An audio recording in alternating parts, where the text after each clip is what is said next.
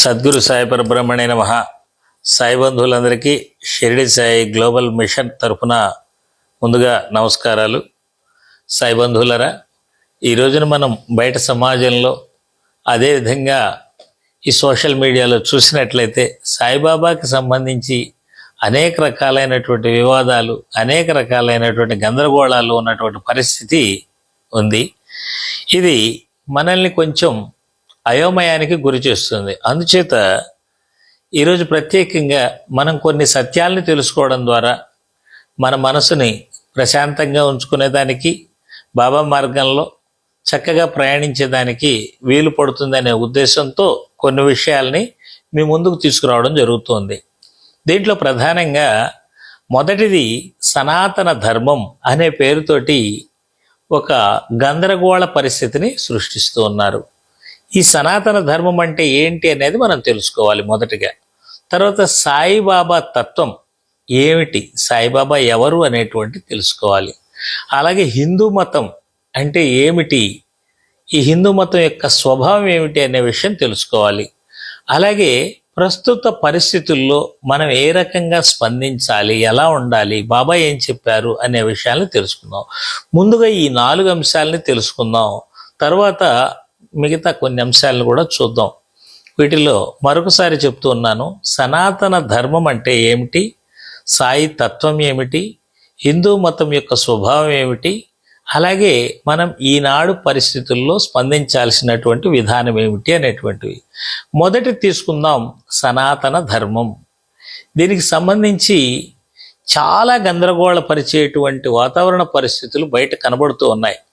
అసలు సనాతన ధర్మం అంటే ఏమిటో చెప్పకుండానే సనాతన ధర్మాన్ని మేము రక్షిస్తామని కొంతమంది, సనాతన ధర్మం ప్రకారం మేము వెళ్తున్నామని కొంతమంది ఇలా చెప్తూ ఉన్నారు. అదేవిధంగా మన సాయి భక్తులు కూడా అసలైన సనాతన ధర్మం బాబా తత్వంలో ఉంది అనేది కూడా చెప్తూ ఉన్నారు. మరి అసలు ముందుగా సనాతన ధర్మం అంటే ఏమిటి అనేటువంటి తెలుసుకుందాం. ఇక్కడ సనాతన తత్వం అని దేన్ని అంటారు అనేది తెలుసుకోవాలి. సనాతనం అంటే ఆత్మతత్వాన్ని సనాతన తత్వం అంటారు. సనాతనం అంటే మొదట అర్థం ఏంటి అంటే కాలాలకు అతీతమైనటువంటిది. అంటే ఈ సృష్టికి ముందు కూడా ఉంది, ఈ సృష్టి లేని తర్వాత కూడా ఉంది అని చెప్పేది సనాతనం. ఈ సనాతనం అనేది ఆత్మకి సంబంధించింది. భగవద్గీత ఏం చెప్తూ ఉంది అంటే ఈ ఆత్మతత్వాన్ని వివరిస్తూ అచ్ఛేద్యో యా మదహ్యో యా మక్లేభ్యో శోష ఏవచ నిత్య సర్వగత స్థాణు రచలోయం సనాతన అని చెప్తుంది. అంటే ఈ ఆత్మని మనము తడపలేము, ఖండించలేము, ఎండబెట్టలేము, తగలబెట్టలేము. ఇది శాశ్వతమైనది, అంతటా వ్యాపించి ఉన్నది, మరణం లేనటువంటిది, పుట్టుక లేనటువంటిది, ఇది సనాతనమైనటువంటిది అని చెప్తుంది. సనాతనం అనే దానికి ఆత్మతత్వం ఒక్కటే సరిపోతుంది, మతం సరిపోదండి. మతంలో ఏముంటాయి, కొన్ని ఆచారాలు, దేవుళ్ళు ఇవన్నీ ఉంటాయి. ఆచారాలు, దేవుళ్ళు అనేటువంటివి ఎప్పుడు తెలుస్తాయి, మానవులు ఉన్నప్పుడు మాత్రమే. అసలు సృష్టికి ముందు ఆచారాలు ఎక్కడున్నాయి, మనుషులే లేనప్పుడు ఆచారాలు కానివ్వండి, పూజలు కానివ్వండి, లేకపోతే మతాలు కానివ్వండి, ఇవి ఎక్కడున్నాయి?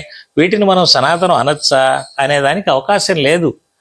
ఆత్మతత్వాన్ని మాత్రమే మనం సనాతనం అని చెప్పి పిలుస్తాం.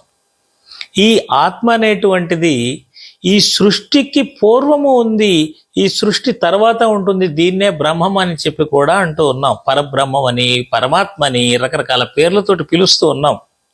ఇది సనాతనమైనటువంటిది. మొట్టమొదటి మనం ఇది గుర్తుపెట్టుకోవాలి.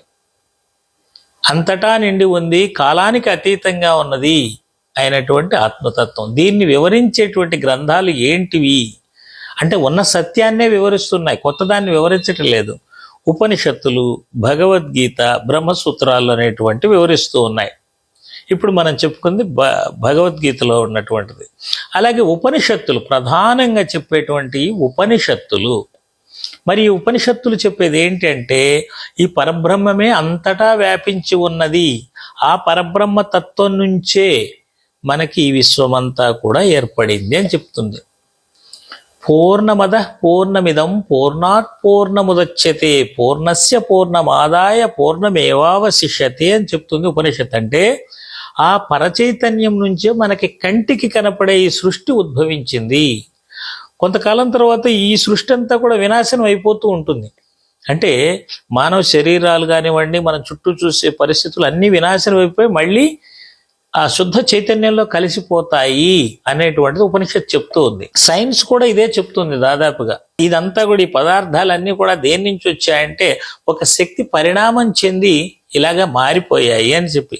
ఇది మనందరికీ తెలిసింది, చదువుకున్న వాళ్ళకి తెలిసిందే. ఉదాహరణకి మనం నీటిని తీసుకున్నాం అనుకోండి, అది గట్టిగా ఫ్రిడ్జ్లో పెట్టినప్పుడు గడ్డగడుతుంది, ఐస్ లాగా ఉంటుంది, గట్టిగా ఉంటుంది. అది చల్లారినప్పుడు నీరుగా మారుతుంది. దాన్ని వేడి చేసినప్పుడు గాలి రూపంలో మారిపోతుంది. దాన్ని ఎలక్ట్రాన్లు ప్రోటాన్లుగా పూర్తిగా విడగొట్టేసినప్పుడు, పరమాణువులుగా ఎలక్ట్రాన్లు ప్రోటాన్లుగా విడగొట్టినప్పుడు అది శక్తి రూపంలో మారిపోతుంది. అంటే మన కంటికి కనిపించే ఈ సృష్టి అంతా కూడా కంటికి కనిపించని శక్తి నుంచి పరిణామం చెందింది అనేటువంటిది సైన్స్ చెప్పేది, ఉపనిషత్తు చెప్పేది ఒకటే. ఇది ఆ చైతన్యం ఏదైతే ఉంది అది సనాతనం. కాబట్టి మనము అనేటువంటిది, ప్రతి జీవి కూడా సనాతనమైనటువంటి ఆత్మతత్వాన్ని నింపుకొని ఉన్నాము. మన శరీరాలు అశాశ్వతాలే, కానీ మనలో ఉండేటువంటి చైతన్య తత్వం ఏదుందో చూసారా, అది సనాతనమైనటువంటిది అని చెప్పి భగవద్గీత ఉపనిషత్తులు చెప్తూ ఉన్నాయి.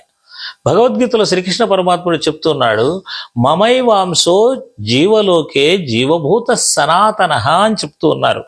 అంటే ఈ సృష్టిలోని అన్ని జీవులలో కూడా నాలో ఏదైతే సనాతన తత్వం ఉందో ఆ తత్వంతోటే నిండి ఉన్నాయి అని చెప్తూ ఉన్నారు. అంటే నీ పక్క జీవులు, అంటే మతం లేదు ఇక్కడ, ప్రస్తావన లేదు. చూడండి, పక్కన ఉన్నటువంటి జీవులు, అది మనిషి కావచ్చు, జంతువు కావచ్చు, ఎవరైనా సరే ఆ సనాతన ఆత్మస్వరూపాలేనని చెప్పి భగవద్గీత చెప్తుంది. ఉపనిషత్తులు కూడా అదే చెప్తూ ఉన్నాయి.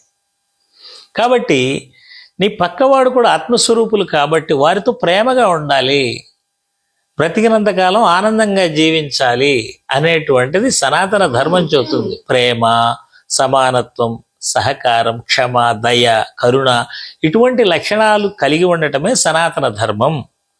ధర్మ లక్షణాలు ఇవే కదా. మీరు భగవద్గీతలో కనుక చూసినట్లయితే దైవీ గుణాలు అని ఉంటాయి. ఏమిటివంటే దయ, ప్రేమ, కరుణ, ఇటువంటివే. వీటిని దైవీ గుణాలు లేదా సనాతన ధార్మిక గుణాలు అని చెప్పి సనాతన తత్వం మీద ఆధారపడి ఉన్నాయి. అంటే సనాతన ధర్మానికి మూలం సనాతన తత్వం, ఆత్మతత్వం. కాబట్టి దీన్ని మొట్టమొదటి తెలుసుకోవాలా. దీన్ని మనం తెలుసుకుంటే అర్థమవుతుంది. దీనిని ఎవరు చెప్పారు ప్రధానంగా అంటే ఆది శంకరాచార్యులు వారు అందరికీ అర్థమయ్యేలాగా చాలా సులభంగా బోధించారండి. ఆది శంకరాచార్యుల వారు ఈ యొక్క ఉపనిషత్తుల యొక్క సారం అనేటువంటి దాన్ని 4 మహావాక్యాలుగా చెప్పారు. అయితే దీనికంటే ముందుగా అసలైనటువంటి మహావాక్యం ఒకటి ఉంది, సత్యాన్ని తెలియజేసేటువంటిది. సో మొత్తం మనం 5 మహావాక్యాలని చెప్పుకుందాం. సహజంగా 4 అంటారు, ఈ 5వది చాలా ప్రధానమైనటువంటిది. ఇది లేకుండా మిగతా 4ంటిని అర్థం చేసుకోవటం చాలా కష్టం. ఎందుకంటే ఆది శంకరాచార్యులు వారి అద్వైతానికి మూలమైనటువంటిది మొదటిది. ఇది సర్వం కల్విదం బ్రహ్మ అనేటువంటిది. అంటే ఈ విశ్వమంతా కూడా బ్రహ్మమయమే. సర్వజీవులు, చరాచర జగత్తంతా కూడా ఈశావాస్యమిదం సర్వం యత్కించ జగత్యాం జగత్ అని చెప్పబడింది ఉపనిషత్తులు. అలాగా సర్వం కల్విదం బ్రహ్మ, మొత్తం కూడా బ్రహ్మమయమే. సకల జీవులు, సకల వస్తుజాలం అంతా బ్రహ్మమయమే అనేటువంటిది మొదటిది. ఇది ప్రధానమైనటువంటిది. ఇక మిగతా 4 ఉన్నాయి. ఈ 4 వచ్చేసి తర్వాతది తత్వమసి, అంటే అది నీవు అయి ఉన్నావు. ఏమిటిది నీవు అయి ఉన్నావు అంటే బ్రహ్మం. కానీ ఇందాకేం చెప్పాం, బ్రహ్మం అనేటువంటిది విశ్వమంతటా వ్యాపించి ఉన్నది అని చెప్తుంది. ఇక్కడ మహావాక్యం తత్వమసి, అది నీవే అయి ఉన్నావు అంటే నీలో కూడా ఆ బ్రహ్మం అనేటువంటిది ఉంది అని చెప్తూ ఉంది.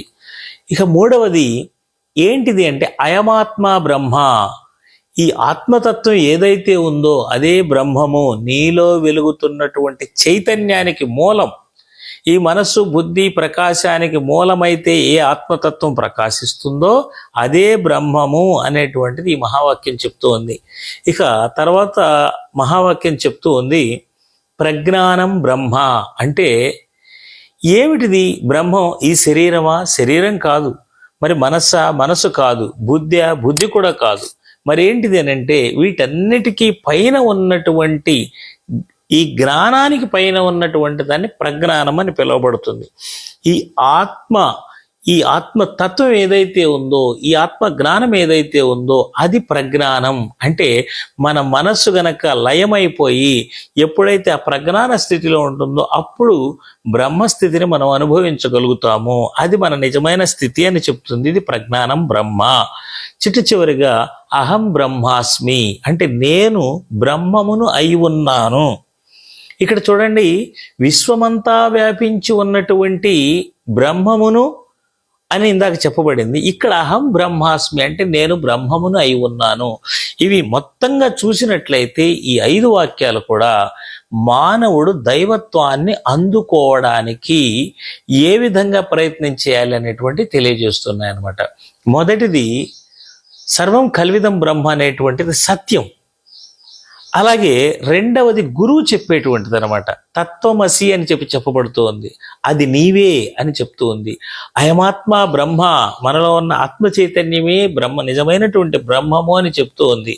ఇవి రెండు గురువు ద్వారా ప్రకటించబడుతూ ఉన్నాయి. ఇక్కడ ప్రధానంగా మనం గుర్తుపెట్టుకోవాల్సింది, సనాతన ధర్మానికి మూలం సద్గురువులు. ఎవరైతే తత్వాన్ని దర్శిస్తారో, ఎవరైతే బ్రహ్మస్థితిని పొందుతారో, ఎవరైతే ఆత్మజ్ఞానాన్ని పొంది ఉంటారో వారు మాత్రమే సనాతన ధర్మానికి ప్రతినిధులు. ఎందుచేతనంటే సనాతన ధర్మం అనేటువంటిది ప్రత్యక్ష ప్రమాణం మీద ఆధారపడి ఉంది. ఇక్కడ తర్వాత చూడండి, ప్రజ్ఞానం బ్రహ్మ, ఇది సాధకులుగా సాధించవలసినటువంటిది. ఆ యొక్క జ్ఞానం పైన ఉన్నటువంటిది మనం ఆ స్థితిలో నిలబడగలగాలి. అది ప్రజ్ఞానం బ్రహ్మ. అహం బ్రహ్మాస్మి, నేను బ్రహ్మమును అయి ఉన్నాను. ఇది ఎవరు చెప్పగలరండి? ఆత్మసాక్షాత్కారం పొందిన గురువులు మాత్రమే. బాబా గారు ఇది చెప్పారు. చెప్పడమే కాదు, అనుభూతిని కూడా ఇచ్చారు. ఈ సనాతన తత్వము, సనాతన ధర్మం అనేటువంటిది ప్రత్యక్ష ప్రమాణం మీద ఆధారపడి ఉంది. మిగతావి ప్రత్యక్ష ప్రమాణాలు కాదు, గ్రంథాల్లో చెప్పబడ్డాయని మరొకటి చెప్పబడుతుంది. ఇక్కడ సాయిబాబా వారు ఒక్కరి గురించే కాదు, అనేక మంది యోగులు ఎవరైతే ఉన్నారో వారు ఈ మహావాక్యాలు ఏవైతే చెప్పబడ్డాయో ఈ మహావాక్యాల్లో చెప్పబడిన దానికి అనుగుణంగా ఉన్నారు. అంతేగాని గ్రంథాలు అనేటువంటివి ద్వితీయ ప్రమాణాలు. ఉపనిషత్తులు మేము చెప్పింది నమ్మమని చెప్పట్లేదు. మీకు ఎదురుగా ఉన్నటువంటి యోగుల తత్వాన్ని అర్థం చేసుకోవాలంటే ఈ ఉపనిషత్తుల్ని చూసినట్లయితే వారి గురించినటువంటి వివరణ దీంట్లో ఉంది. అందుకే ఉపనిషత్తులు చెప్తూ ఉన్నాయి, నయమాత్మ ప్రవచనేన లభ్యో నమేధయా నబహూనా శృతేనా అని. అంటే మీరు వేదాలను చదవటం లేదా పురాణాలు, పుస్తకాలు, ఉద్గ్రంథాలు చదవటం ద్వారా ఈ ఆత్మజ్ఞానాన్ని పొందలేరు. అలాగే మీ బుద్ధి ద్వారా, మీ ఆలోచనల ద్వారా, మీ తర్క వితర్కాల ద్వారా, వాదల ద్వారా మీరు ఈ బ్రహ్మమును తెలుసుకోలేరు.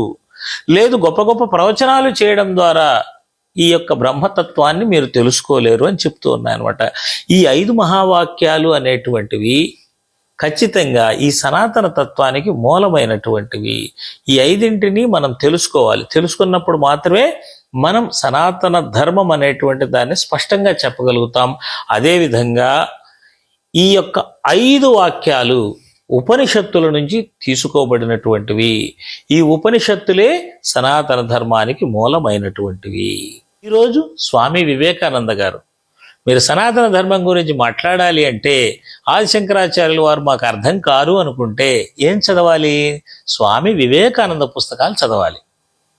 అప్పుడు మనకి సనాతన తత్వం అంటే ఏంటి, సనాతన ధర్మం అంటే ఏంటి అనేటువంటిది చక్కగా అర్థమవుతుంది. ఇవేవీ చదవకుండా ఊరికే సనాతన ధర్మం అంటే ప్రయోజనం లేదు. మరి చాలా పురాణాలు ఉన్నాయి కదండి, వేదాలు ఉన్నాయి కదండి, అవి ఉన్నాయి కదండి, ఇవి ఉన్నాయి కదండి అంటే అవన్నీ కూడా ఈ సనాతన ధర్మాన్ని ప్రాతిపదికగా చేసుకొని ఉన్నాయి. అవన్నీ కూడా ఈ సనాతన ధర్మాన్ని మూలంగా చేసుకొని ఉన్నాయి. అందుచేతనే అవన్నీ కలిసి ఉన్నాయి. ఈ సనాతన ధర్మం ప్రాతిపదికగా లేదనుకోండి, ఈ సాంప్రదాయాలన్నీ కూడా ఒక్కొక్క మతంగా విడిపోతాయి. మీరు చూడండి, క్రైస్తవులు ఉన్నారు, జీసస్ని పూజించేవాళ్ళు క్రైస్తవులు, లేదు అల్లాన్ని నమ్మేవాళ్ళు ముస్లిమ్స్. మరి హిందువుల్లో అనేక దేవుళ్ళు ఉన్నారు కదా, ఒక్కొక్క దేవుడిది ఒక్కొక్క మతం అయిపోవాలి కదా లెక్క ప్రకారం మనం ఆలోచిస్తే. కానీ అలా కావడం లేదు. ఎందుకంటే వీరంతా సనాతన ధర్మాన్ని ప్రాతిపదికగా చేసుకొని ఉన్నారు కాబట్టి ఇవన్నీ కూడా కలిసి ఉన్నాయన్నమాట. ఇది సనాతన ధర్మం. మనం మొట్టమొదట గుర్తుపెట్టుకోవాల్సిందే. సనాతన ధర్మాన్ని ఇంకా సులభంగా మీరు గుర్తుపెట్టుకోవాలి అంటే ఇది ప్రపంచానికి ఇచ్చిన సందేశం ఏంటంటే సత్యం వద ధర్మం చర, సత్యాన్ని పలకండి, ధర్మాన్ని ఆచరించండి. షిరిడి సాయి గ్లోబల్ మిషన్ చెప్పేది ప్రధానంగా ఇదే. అలాగే సత్యమేవ జయతే యతో ధర్మస్తతో జయ, సత్యము ధర్మము ఎక్కడ ఉంటాయో అక్కడ విజయం ఉంటుంది అనేటువంటిది. ఇది సనాతన ధర్మానికి సంబంధించినటువంటి వివరణ అండి. ఇది తెలుసుకుంటే మనకి మసక చీకటిలో దూరంగా ఒక తాడు కనపడుతుంది, అది గాలికి కదులుతూ ఉంటుంది. అది తాడు ఏదో మనకి తెలియదు, కానీ దూరం నుంచి చూసేవాళ్ళు అది పాము అని ఒకడంటాడు, మరొకడు కట్లపాము అంటాడు, మరొకడు నాగుపాము అంటాడు, అదిగో కదులుతుంది, తోక కదులుతుంది అంటారు. ఇలా వాదనలు జరుగుతూ ఉంటాయే కానీ దాని గురించి మనకి సమగ్రమైనటువంటి వివరణ తెలియదు. ఎప్పుడైతే మనం టార్చ్ లైట్ తెచ్చి వేస్తామో, జ్ఞానాన్ని తెలుసుకుంటామో, అప్పుడు అది తాడు అని తెలుస్తుంది. మన మనసులోని భయాలన్నీ తొలగిపోతాయి. సనాతన ధర్మం అంటే ఇది అని మనం తెలుసుకున్నప్పుడు మిగతా దేన్ని పట్టించుకోవాల్సినటువంటి అవసరం లేదు. ఒకవేళ ఇది కాదు అని ఎవరైనా అన్నట్లయితే ఏంటిదో చెప్పాలి. సనాతన ధర్మం అంటే ఏంటిదో చెప్పమానండి. అది సనాతనం ఎలా అవుతుంది, ఈ సృష్టికి పూర్వం కూడా ఎలా ఉందో కూడా చెప్పాలి, చెప్పి నిరూపించుకోవాలి కదా సనాతన ధర్మం అంటే. కాబట్టి ఇదే సనాతన ధర్మం. ఇక రెండవ విషయానికి వద్దాం, సాయిబాబా గురించి. ఇక సాయిబాబా గురించి ఇప్పుడు బయట జరిగేటువంటి విషయాలన్నీ కూడా అర్థం పర్థం లేని మాటలు అన్నమాట. ఎందుకు అనంటే మనకి ఉపనిషత్ తత్వం, సనాతన తత్వంలో ఏముందంటే సత్యం ఉంది, గురువు ఉన్నాడు, అలాగే సాధకుడు ఉన్నాడు. సత్యము, సద్గురువు, సాధకుడు అనేటువంటి ఉన్నాయి. సత్యం ఏంటి? సర్వం కల్విదం బ్రహ్మ. సద్గురువు ఏం చెప్తున్నాడు? తత్వమసి, ప్రజ్ఞానం బ్రహ్మ అని చెప్తున్నాడు. శిష్యుడు ఏం తెలుసుకుంటున్నాడంటే ఈ ప్రజ్ఞానం బ్రహ్మ, అహం బ్రహ్మాస్మి అనేటువంటి తెలుసుకుంటున్నాడు. సో ఇక్కడ బాబా గారు ఈ సత్యతత్వాన్ని నిరూపించడానికి ఉద్భవించినటువంటి సద్గురువు. సద్గురువు అంతవరకే. ఆయన కులం మతం వీటితోటి మనకు అసలు ఏంటండి పని, మీరు ఆలోచించండి. ఇప్పుడు భగవద్గీతలో మనకి సాయి సచ్చరిత్రలో ఒకే ఒక భగవద్గీత శ్లోకం ఉంది. ఎందుకంటే ఈ సనాతన ధర్మానికి ఆయువు పట్టు లాంటి శ్లోకం అది. అందుకే బాబా గారు దాంట్లో పెట్టించారు. తద్విద్ది ప్రణిపాతేన పరిప్రశ్నేన సేవయా ఉపదేక్షంతి తే జ్ఞానం జ్ఞానినస్తత్వదర్శిన. ఈ జ్ఞానం కావాలంటే ఎవరి దగ్గరికి వెళ్ళమన్నాడు? తత్వదర్శులైనటువంటి జ్ఞానుల దగ్గరికి వెళ్ళమన్నాడు. అంతేగాని వేదాలు చదవండానో పుస్తకాలు చదవండానో చెప్పలేదు.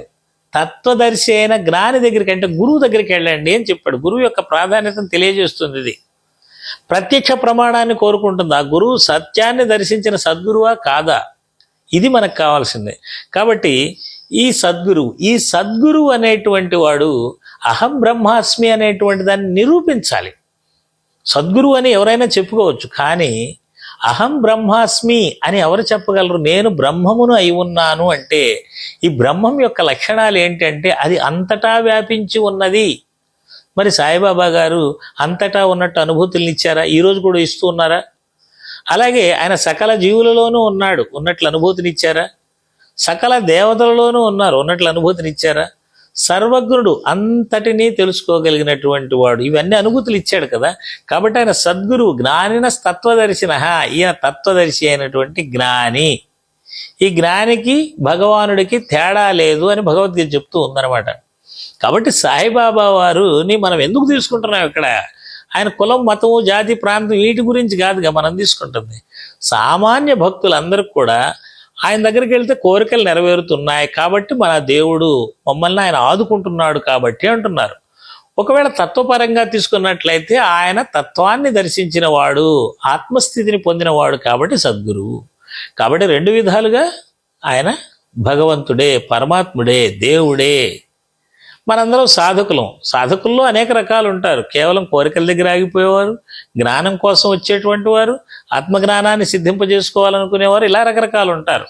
కాబట్టి సాయిబాబా సనాతన తత్వానికి పూర్తి ప్రతినిధిగా మనకి ఇక్కడ కనబడుతూ ఉన్నారు. మీరు మతం, కులం ఈ చర్చలోకి వెళ్తే అది ఎప్పటికీ తెగదు.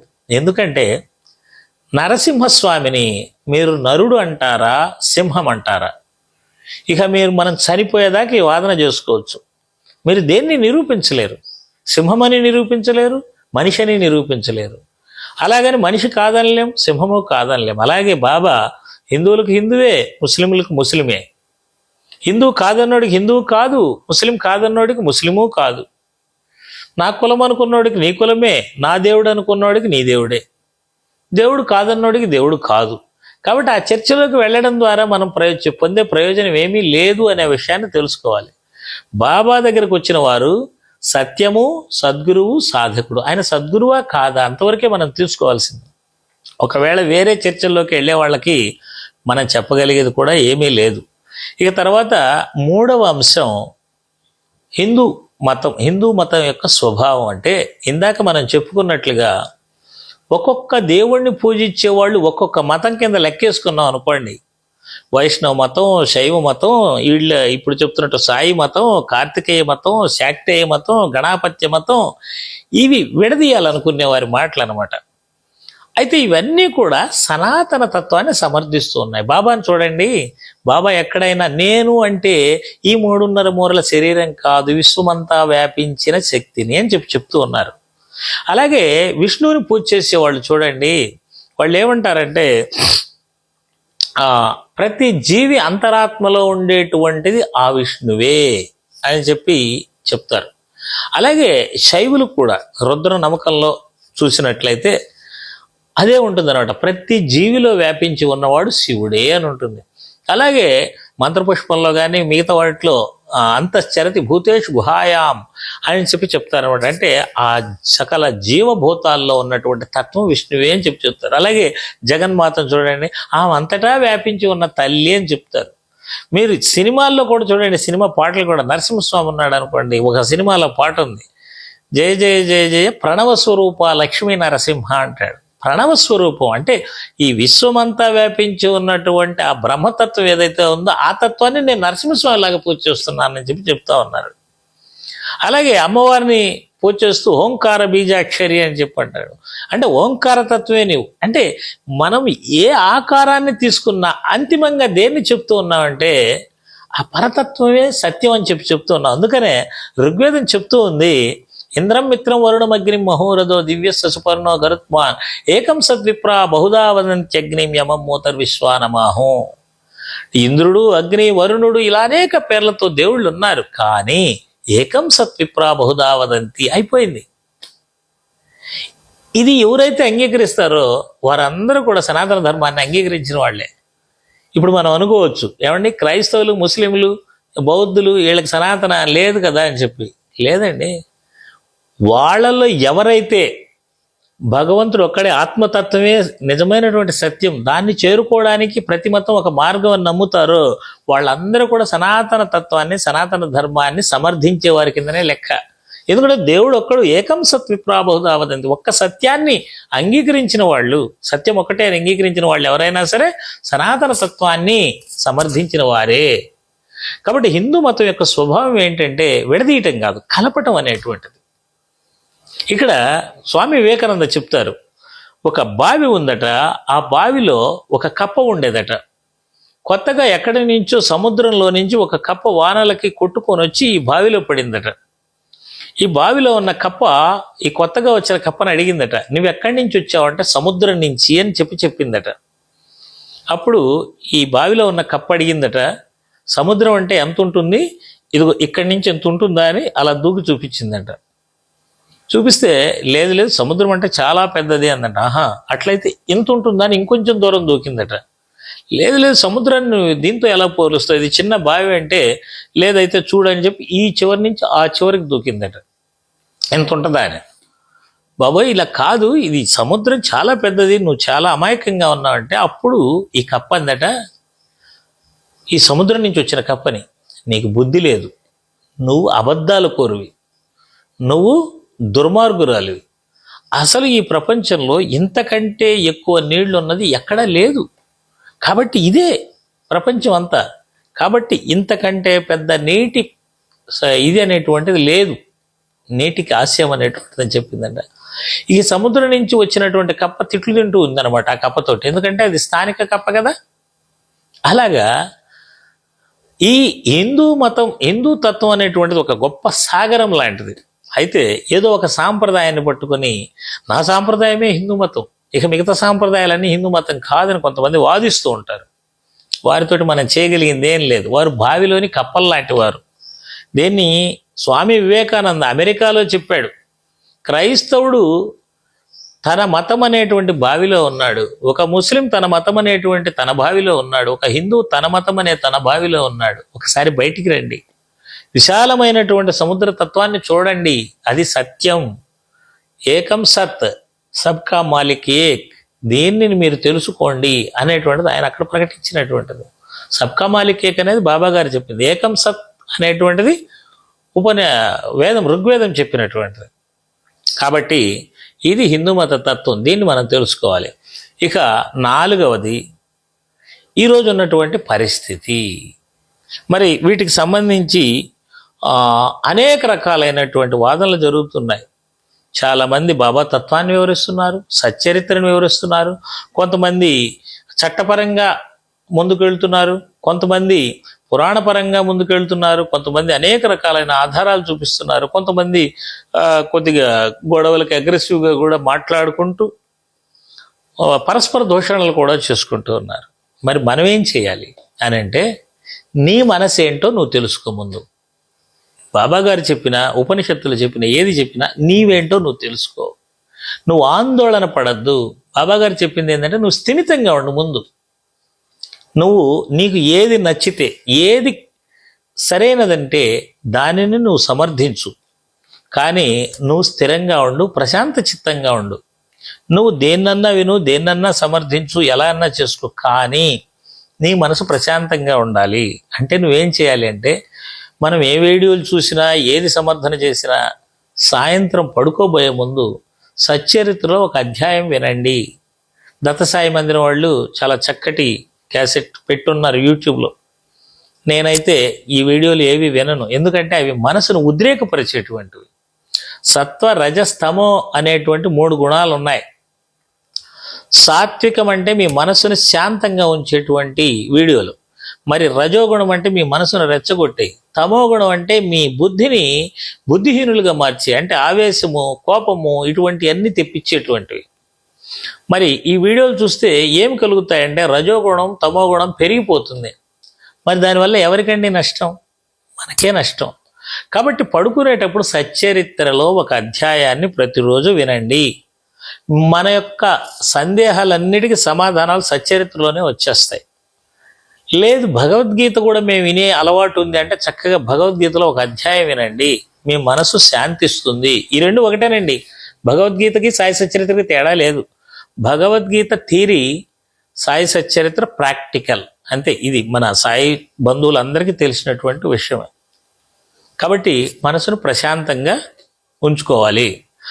మరి ఈ వాద వివాదాల గొడవలు ఏంటి అంటే, ఈ వాద వివాదాలు అనేటువంటి బాబా గారు ఉన్నప్పటి నుంచి ఉంటూనే ఉన్నాయి.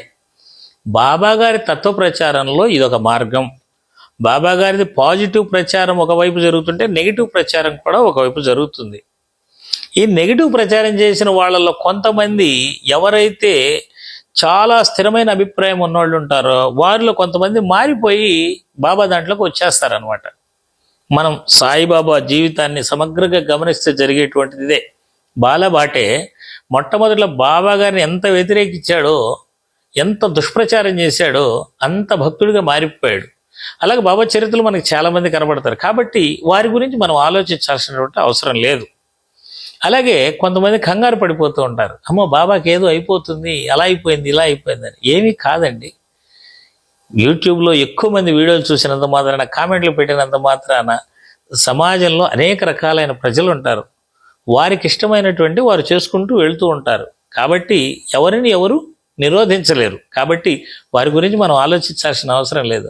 బాబా పేరు మీద గతంలో కూడా ఎంతోమంది మోసాలు చేసినటువంటి బాబాలు, సాధువులు కూడా ఉన్నారు. మీరు గుర్తు తెచ్చుకుంటే వాళ్ళు బాబా పేరు మీద బాగా పేరు పొంది చివరికి అనేక రకాలైనటువంటి కేసుల్లో చిక్కుకొని పోలీస్ స్టేషన్లకు కూడా వెళ్ళారు. బాబా భక్తులుగా చెప్పుకున్న వాళ్ళే నేను చెప్తుంది. కానీ బాబా తత్వానికి ఏమైందండి? ఇప్పుడు బాబా తత్వం పేరు చెప్పుకొని అన్యాయాలు అక్రమాలకు పాల్పడితే అది బాబా తప్పు ఎలా అవుతుంది? అది ఒక బాబా విషయంలోనే కాదు, అనేక మంది సన్యాసులుగా ఉన్నవాళ్ళు, పాస్టర్లుగా ఉన్నవాళ్ళు, ఉలేమాలుగా ఉన్నవాళ్ళు, ఇలా ఉన్నవాళ్ళు చాలామంది అవినీతికి పాల్పడిన వాళ్ళు ఉన్నారు. వాళ్ళు కటకటాల వెనక్కి వెళ్ళినటువంటి చరిత్ర ఉంది. అంత మాత్రం చేత ఏ మతాలకు కానీ ఏ దేవుళ్ళకి కానీ ఇబ్బంది కలిగినటువంటి పరిస్థితి మనం చూడలేదు. కాబట్టి బాబా సిద్ధాంతం అనేది బాబా తత్వం మీద ఆధారపడి ఉంది.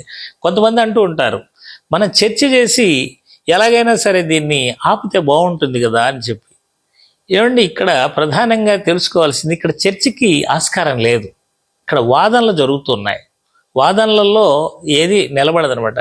చర్చకి వాదనకి తేడా ఏంటంటే, చర్చ చేయాలి అంటే ఇద్దరు సమఉజ్జీలుగా ఉండాలి. ఇప్పుడు ఒకరు బాబా గురించి ప్రతిపాదించారనుకోండి, ఏమండి మేము బాబాని దేవుడు అంటున్నామంటే, వీరు కూడా కాదండి మేము ఈయన్ని దేవుడు అంటున్నామని వాళ్ళు కూడా ఒకటి తీసుకొచ్చి పెట్టాలి. బాబా యొక్క ప్రామాణికం అంటే బాబా దేవుడు అనడానికి మనం చూపిస్తున్నటువంటి ఆధారాలు ఏమిటి అన్నప్పుడు, వారు కూడా ఈయన దేవుడు అని చెప్పడానికి ఆధారాలు ఏమిటని వారు కూడా చూపించాలి. అలాగే ఉపనిషత్ ప్రమాణాలు, సనాతన ధర్మానికి నువ్వే ప్రమాణాలు తీసుకుంటున్నావు అనేది వీరి దగ్గర ఉండాలి, వారి దగ్గర ఉండాలి. అది కదా చర్చ అంటే.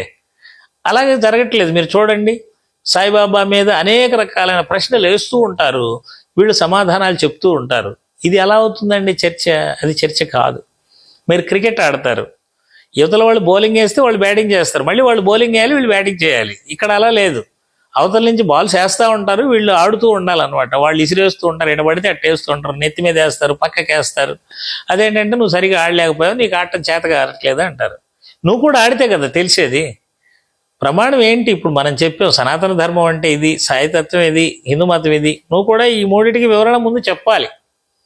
అప్పుడు కదా వచ్చి సమౌజ్జిక చర్చ. కాబట్టి ఈ చర్చలు కాదు, చర్చలు చేయడానికి ఎవరు కూడా అక్కడ సిద్ధంగా లేరు. కాబట్టి దీన్ని మనం గుర్తుపెట్టుకోండి. అలాగే మరి మనకి నచ్చిన విధానాలు, అలాగే షిరిడి సాయి గ్లోబల్ మిషన్ అనేటువంటిది ఏం చేస్తుంది అన్నప్పుడు, షిరిడి సాయి గ్లోబల్ మిషన్ అనేటువంటిది బాబాని ప్రధానంగా గ్లోబల్ సెయింట్ అని చెప్తుంది. మతాలు కాదండి, మనకి మతాలకు అతీతంగా, కులాలకు అతీతంగా, ప్రాంతాలకు అతీతంగా ప్రపంచం మొత్తానికి శాంతిని, సామరస్యాన్ని సృష్టించటానికి వచ్చినటువంటి మహానుభావుడు షిరిడి సాయిబాబా. కాబట్టి దీన్ని సమర్థించే వారందరూ కూడా షిరిడి సాయి గ్లోబల్ మిషన్కి మద్దతునివ్వండి. ఇక్కడ మనం చేసేది ఏంటంటే కేవలం సత్యాన్ని మాత్రమే చెప్తాం. మనం వాదనలకి వెళ్ళాల్సినటువంటి అవసరం లేదు. ఏమిటి సత్యం అంటే, ఇది చూడండి, ఉపనిషత్ తత్వమే సాయి తత్వం. ఉపనిషత్తుల్లో చెప్పినటువంటి సనాతన ధర్మం ఏదైతే ఉందో సాయిబాబాది కూడా అదే చెప్పారు అనేటువంటి ఒక పుస్తకం.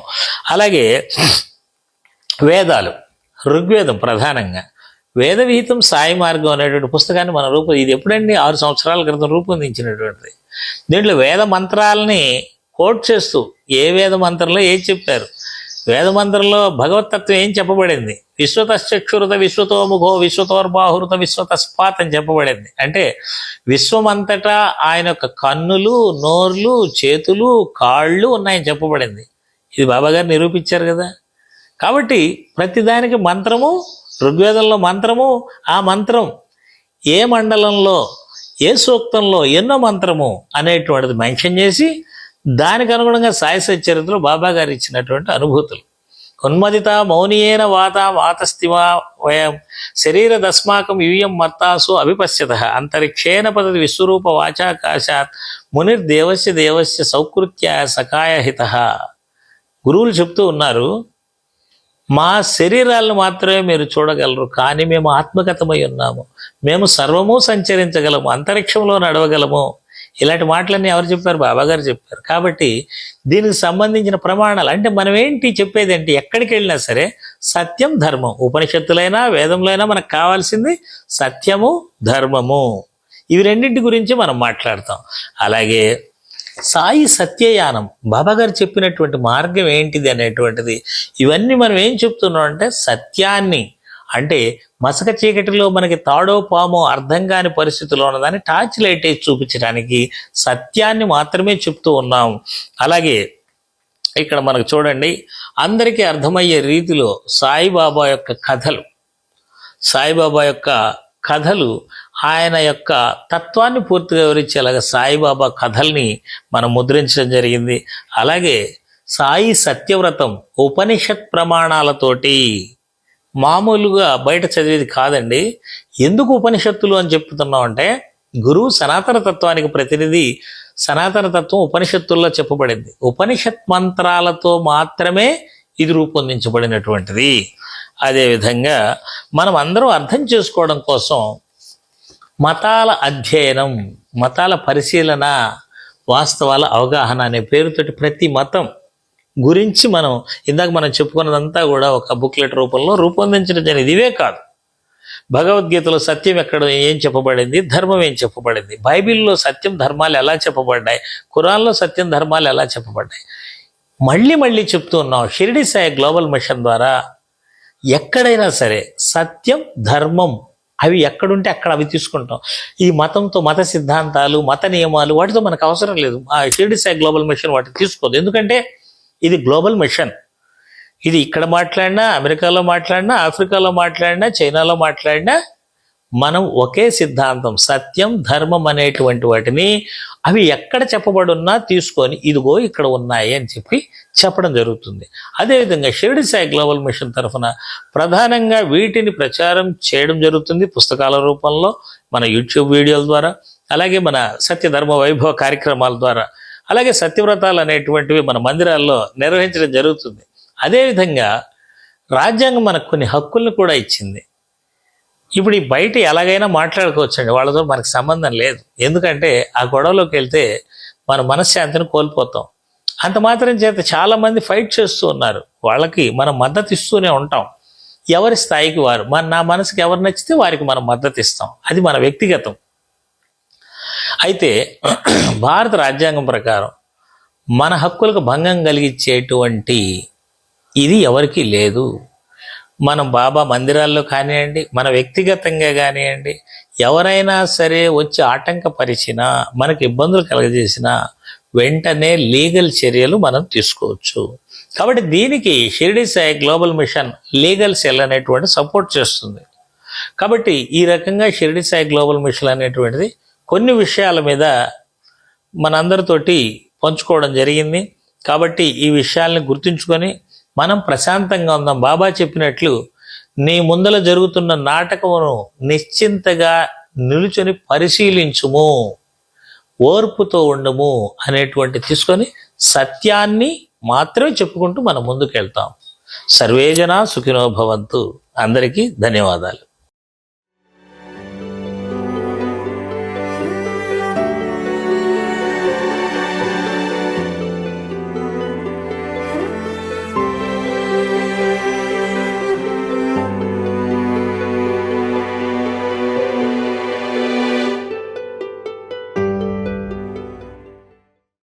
మీ ఆలోచనల్ని మరింత సంపద్వంతం చేయగల ఈ పుస్తకాల్ని మీరు చదివారా?